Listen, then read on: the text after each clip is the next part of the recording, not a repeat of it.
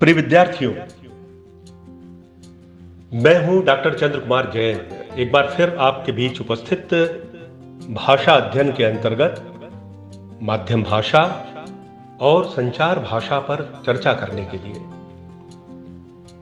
हम चिंतन करेंगे, मनन करेंगे और समझने का प्रयास करेंगे कि भाषा का हमारे जीवन में वास्तव में कितना महत्वपूर्ण स्थान है और माध्यम भाषा का अर्थ क्या होता है। संचार भाषा का क्षेत्र कितना विकसित हो चुका है। इन सभी बातों पर ध्यान देते हुए हम आज की इस चर्चा में भाषा के संदर्भ में कुछ विशेष पक्षों की तैयारी करने जा रहे हैं। सबसे पहले यह ध्यान रखें कि लगन के पांव जिस व्यक्ति के थकते नहीं हैं, मंजिलें आकर स्वयं उनके चरण चूमने के लिए तैयार हो जाती है। बहुत बड़ा तत्व है लगन। मनोयोग से पढ़ना, अध्ययन करना, अपने सृजनात्मक उद्देश्य से पल भर के लिए भी आलस्य के कारण या किसी उपेक्षा के कारण दूर नहीं होना, पूरी दृढ़ता के साथ किसी एक लक्ष्य के लिए, ज्ञानार्जन के लिए अपने आप को समर्पित कर देना और इस समर्पण के लिए एक ऐसी भाषा को अपना माध्यम बनाना जो व्यवस्था की दृष्टि से भी आपके लिए उपलब्ध है और आपके अंतर जगत अपने भीतर की व्यवस्था की दृष्टि के लिए भी आपके लिए अनिवार्य है। मैं जानता हूं कि वो भाषा आपके लिए राष्ट्रभाषा हिंदी ही हो सकती है, परंतु कोई भी भाषा हो, हमारे अध्ययन का संदर्भ मात्र किसी एक भाषा तक सीमित नहीं है। हम तो यह जानने का प्रयास करेंगे कि माध्यम भाषा किसे कहा जाता है।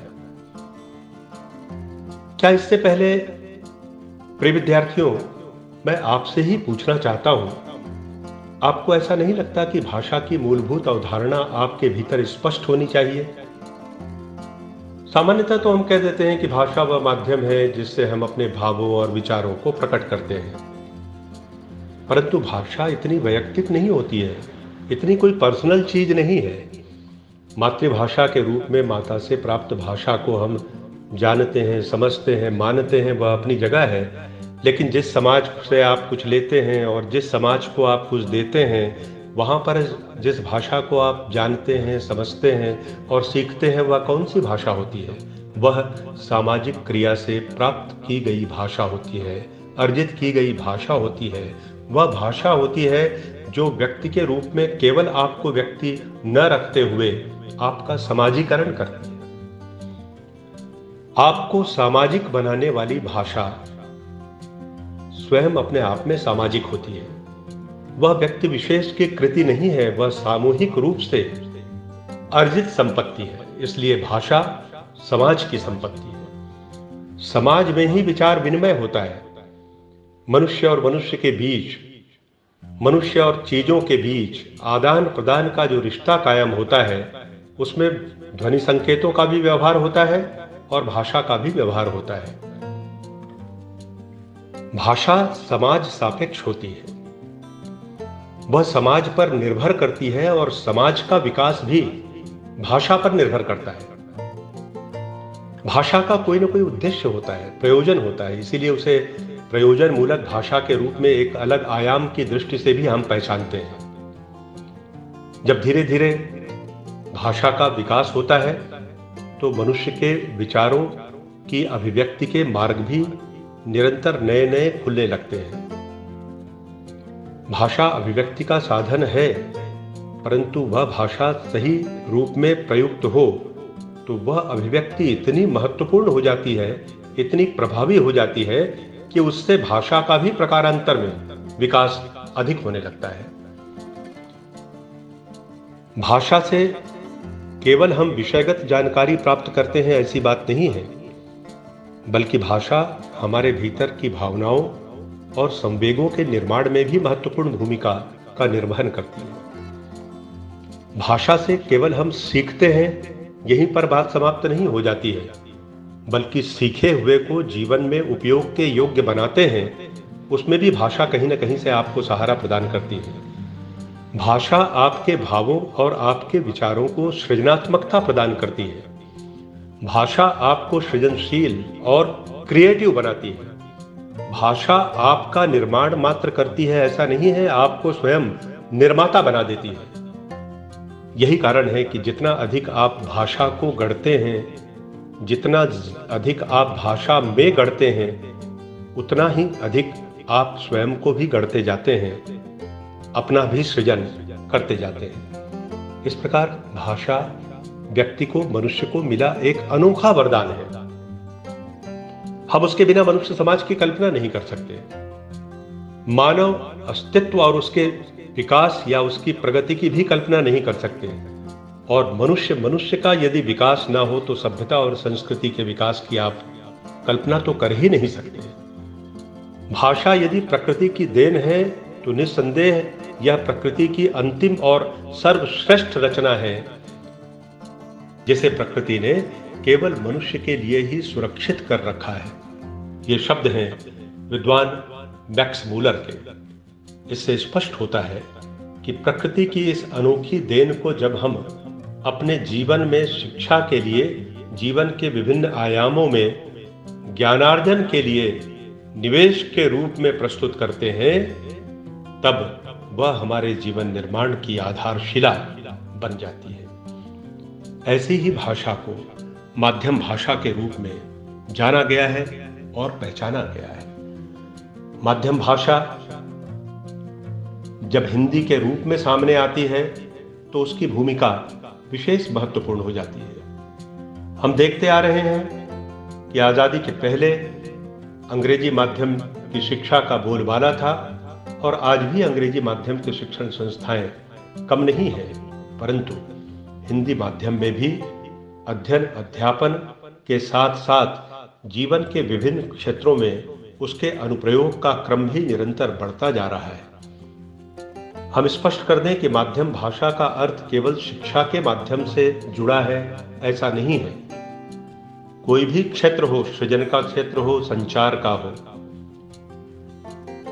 विज्ञान, तकनीक, शिक्षण, प्रशिक्षण या जीवन का कोई भी अन्य क्षेत्र क्यों ना हो, यदि किसी उद्देश्य विशेष के लिए भाषा का प्रयोग किया जा रहा है तो वह उसके संदर्भ में माध्यम भाषा कहलाएगी। इस अर्थ में हिंदी निश्चित रूप से माध्यम भाषा है, क्योंकि जीवन के इन सभी क्षेत्रों में जिनका विशेष प्रयोजन होता है, विशेष उद्देश्य होता है, चीजों को प्रस्तुत करने और जीवन के लिए उपयोगी बनाने की जो पहल की जाती है, उसमें हिंदी एक माध्यम भाषा के रूप में बहुत महत्वपूर्ण भूमिका निभाती है।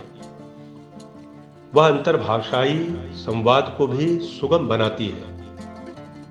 वह मनुष्य की इच्छा शक्ति का विकास करती है और पूरे देश को एक सूत्र में जोड़ने का उद्यम भी करती है।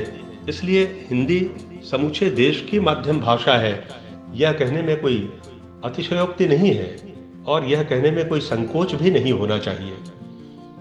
आज संचार माध्यमों के असीम अपार विस्तार के मध्य हम देख रहे हैं कि माध्यम भाषा का महत्व भी निरंतर बढ़ता जा रहा है।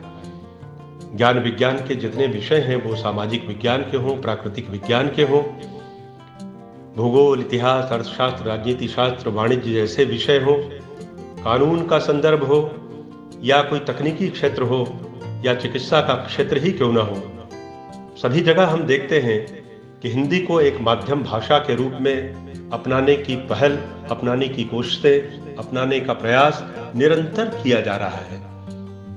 और इसके पीछे आधार में हिंदी की शब्द संपदा है। हमारे पास ऐसा कोश है शब्दों का कि किसी भी विषय को अभिव्यक्त करने के लिए कठिनाई वाली कोई बात है ही नहीं। आवश्यकता है तो उस विषय के जानकारों की, शिक्षण प्रशिक्षण की, ज्ञानार्जन की, शब्द प्रयोग में कुशल होने की आवश्यकता है। इसलिए माध्यम भाषा के रूप में हिंदी का विकास इस तथ्य और इस प्रयास पर निर्भर करता है कि हम उसे माध्यम भाषा के रूप में अपनाने के योग्य बनाएं और उसके लिए स्वयं हिंदी का विधिवत ज्ञान प्राप्त करें, हिंदी के शब्द संसार को समझें, मानक शब्दावली को भली भांति आत्मसात करें और उस शब्दावली के उन क्षेत्रों में अधिक से अधिक प्रयोग के योग्य बने जहां माध्यम भाषा के रूप में उसकी महत्ता, उसका महत्व स्पष्ट रूप से दृष्टिगोचर हो। तब जाकर माध्यम भाषा और माध्यम भाषा के रूप में हिंदी को भी हम प्रतिष्ठित कर सकेंगे। प्रिय विद्यार्थियों, जैसा कि मैंने आरंभ में ही संकेत किया था कि आज हम माध्यम भाषा के साथ साथ संचार भाषा पर भी विचार करेंगे। इस संदर्भ में मैं स्पष्ट करना चाहता हूं कि वर्तमान युग केवल संचार का नहीं, संचार विचार का युग है। यदि हम यह कहें कि आज का दौर, आज का समय संप्रेषण का, प्रभावशाली संप्रेषण का समय है, तो कोई अतिशयोक्ति नहीं है। मीडिया और संचार के क्षेत्र ने पूरे संसार को अपनी मुट्ठी में कैद कर लिया है। जब किसी भाषा का प्रयोग संचार माध्यमों में होता है तो उसे संचार भाषा कहा जाता है। संचरण की भाषा भावों और विचारों को एक स्थान से दूसरे स्थान तक पहुंचाने की भाषा अनिवार्य रूप से उसके प्रभाव पर निर्भर करने वाली यह भाषा होती है। इसलिए इसके स्वरूप को भलीभांति समझना बहुत आवश्यक है। मानव संचार का सबसे प्रमुख गुण मौखिक संचार होता है, यानी हमारी वाचिक परंपरा की बात मैं आपसे कर रहा हूं, यह आप सभी जानते हैं। परंतु भाषा का विकास मौखिक रूप में भी होता है और लिखित रूप में भी होता है। मौखिक संचार की जब हम बात करते हैं तो हम संचार माध्यमों में उन माध्यमों को सामने रखते हैं जिनका संबंध मौखिक संचार से है, श्रव्य माध्यम और दृश्य श्रव्य माध्यम दोनों। जहां तक लिखित संचार की बात है, आप जानते हैं कि उसका संबंध प्रिंट मीडिया से या मुद्रण माध्यम से ही अधिक है। प्रिंट मीडिया का संदर्भ या मुद्रण माध्यम का संदर्भ केवल समाचार पत्रों और पत्रिकाओं तक सीमित है, ऐसी बात नहीं है। जो भी दस्तावेज प्रिंटेड प्रस्तुत किए जाते हैं, मुद्रित रूप में प्रस्तुत किए जाते हैं और लिखे जाते हैं, उन सभी का संबंध इस पक्ष से जुड़ा हुआ है, यह भी स्पष्ट होना चाहिए। संचार माध्यमों में प्रयुक्त होने वाली भाषा का सहज, सरल, सुबोध और समझ के योग्य होना बहुत आवश्यक है, क्योंकि संचार व्यक्ति विशेष के लिए नहीं, बहुत बड़े समुदाय के लिए किया जाता है। उसके श्रोता और उसके दर्शक, उसकी तादाद बहुत बड़ी होती है।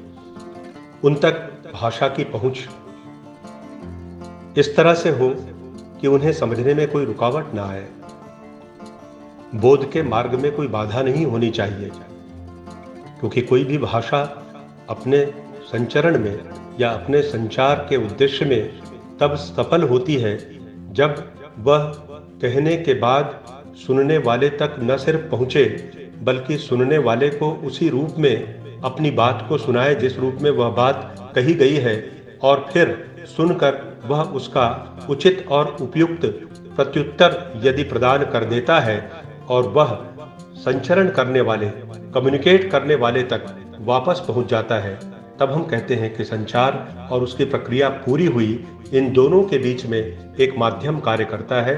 वह माध्यम तकनीकी भी हो सकता है, उसका भी चुस्त दुरुस्त होना बहुत आवश्यक होता है। संचार की इस आवश्यकता को यदि हम ध्यान में रखें तो संचार भाषा का महत्व स्वाभाविक है कि समझ में आ जाता है। पहले हमने स्पष्ट कर दिया कि लिखित और मौखिक दो रूपों में संचार की दृष्टि से भाषा का उपयोग किया जाता है। आप जानते हैं कि लिखित भाषा अधिक सुनिश्चित होती है, स्थायी होती है। मौखिक भाषा में उतना स्थायित्व नहीं होता, उसमें कुछ अनिश्चितता होती है, परिवर्तन होता रहता है उसमें। इसलिए मौखिक भाषा में अनेक रूपता हम देखते हैं, बहुरूपता भी हम देखते हैं। और जिसमें अनेक रूपता होती है, अनिश्चय जहां पर होता है, उसका नियंत्रण अधिक करना भी आवश्यक हो जाता है। यही कारण है कि संचार भाषा के रूप में जब हम किसी भी भाषा का प्रयोग करते हैं, चाहे वो हिंदी ही क्यों ना हो, तब हमें नियंत्रण की कला भी सीखनी होती है। भाषा तभी प्रभावशाली हो सकती है जब वह अपने उद्देश्य में, अपने प्रयोजन में सफल हो सके। इस संदर्भ में जहां तक संचार भाषा का प्रश्न है, मैं प्रख्यात लेखक और विचारक, जिन्हें आप नाम से जानते होंगे, ऋषभदेव शर्मा जी के कुछ विचार और कुछ उद्धरणों को आप सभी से साझा करना चाहता हूं। बहरहाल, सूचना संचार प्रणाली किसी भी व्यवस्था के लिए बहुत महत्वपूर्ण होती है। आप जानते हैं, अंग्रेजों का जमाना हो या और कोई भी युग रहा हो, हर समय जनसंचार के एक महत्वपूर्ण औजार के रूप में भाषा का उपयोग किया गया है। और आज 21वीं सदी में जब हम कुछ समय के पश्चात तीसरे दशक में प्रवेश कर जाएंगे, हम देखते हैं कि भूमंडलीकरण का जोर चल रहा है। समाज के दर्पण के रूप में साहित्य भी तो संचार माध्यम ही है, जो सूचनाओं का व्यापक संप्रेषण कर रहा है। साहित्य की तुलना में संचार माध्यमों का ताना बाना अधिक जटिल और व्यापक है, क्योंकि वो तुरंत और दूरगामी असर पैदा करने वाले माध्यम हैं। भूमंडलीकरण ने उन्हें कई टेलीविजन चैनलों, इंटरनेट और वेबसाइट के माध्यम से अब एक महत्वपूर्ण अस्त्र शस्त्र में बदल दिया है। हम देख रहे हैं कि संचार माध्यमों की गति के अनुरूप भाषा में भी नए नए शब्दों, वाक्यों, अभिव्यक्ति के तौर तरीकों और वाक्य संयोजन की नई नई विधियों का समावेश होता जा रहा है। प्रिय विद्यार्थियों, आप मेरे कहने का आशय समझ रहे होंगे कि संचार भाषा का स्वरूप अब बहुत बदलता जा रहा है, विकसित होता जा रहा है। अब शब्दों को लेकर कोई सीमा नहीं है, नए नए शब्द गढ़ लिए जाते हैं। शीर्षकों को आकर्षित करने वाले स्वरूप में ढालने की जो कोशिशें की जाती हैं मीडिया में, टेलीविज़न के स्क्रीन पर, पर्दे पर, आपने कभी उस पर ध्यान दिया होगा। कहने के अंदाज को निराला बनाने का हर संभव प्रयास किया जा रहा है, और उस प्रयास में भाषा एक महत्वपूर्ण आधार है। यह तो स्वाभाविक रूप से कहा जा सकता है। मैं स्मरण दिला दूं कि सबसे पहले तो हिंदी भाषा के सामर्थ्य में वृद्धि हुई है। संचार माध्यम यदि आज के आदमी या आज के मनुष्य को पूरी दुनिया से जोड़ते हैं, तो वे ऐसा इसलिए कर पाते हैं कि भाषा का उपयोग करते हैं, भाषा का प्रभावी ढंग से प्रयोग करते हैं। संचार माध्यम की भाषा के रूप में प्रयुक्त होने वाली हिंदी समस्त ज्ञान, विज्ञान और आधुनिक विषयों से सहज रूप से जुड़ गई है। जीवन का कोई भी क्षेत्र हो, हम संचार माध्यमों में हिंदी के बढ़ते प्रभाव को निरंतर न सिर्फ देख रहे हैं, अनुभव कर रहे हैं, बल्कि उसे अपने जीवन का हिस्सा भी हमने बनाकर रखा हुआ है। इसलिए कहा जा सकता है कि संचार माध्यम का तो महत्व है ही, अब केवल राष्ट्रीय संदर्भ में नहीं, वैश्विक संदर्भ में भी संचार माध्यमों में हिंदी के बढ़ते प्रयोग ने हिंदी और उसके साथ साथ हमारे भविष्य के भी बहुत उज्जवल संकेत हमें प्रदान कर दिया है। आइए हम सब मिलकर संचार भाषा के रूप में भी हिंदी के विकास में अपना योगदान करें।